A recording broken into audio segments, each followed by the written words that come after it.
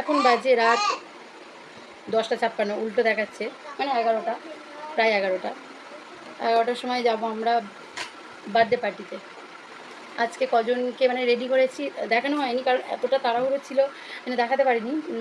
কজন দাঁড়াও গুনে বলি তো, মানে 2জন বাচ্চা আর বাকি বড় 4জন, 5জন, সরি 5জনকে আমি একা হাতে রেডি করেছি, করে মানে তাও কটা থেকে 6টার থেকে 5জনকে একা রেডি করে এখন নিজে রেডি হয়ে তারপর যাচ্ছি বার্থডে পার্টিতে।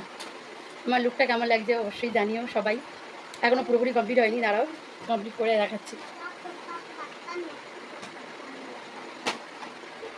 কোন দুলটা পরলে ভালো লাগে বুঝতে পারছি না।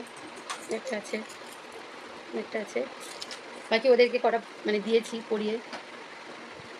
এটা ভালো লাগবে টপ, আর এটা মনে হচ্ছে কিন্তু এটা ব্লু, এটা গ্রি, এটা কিন্তু ব্লু না, ব্লু হলে ভালো লাগবে। এটাই করি, এটা ছাড়া উপায় নেই। আই মেকআপটা তো একটা সিম্পল রেখেছি, হেয়ার করার আর টাইম নেই, তাই হেয়ার কিছু করতে পারলাম না। রাত 11টা বাজে, কিন্তু চুলটা ছাড়িয়েই চলে যেতে হচ্ছে। আমার এই লুকটা, সিম্পল লুকটা কেমন লাগছে অবশ্যই জানাও। আর আই মেকআপটা একটা একদম সিম্পল রেখেছি, কেমন লাগছে। ও আরেকটা জিনিস আছে, এটা টিপ করি।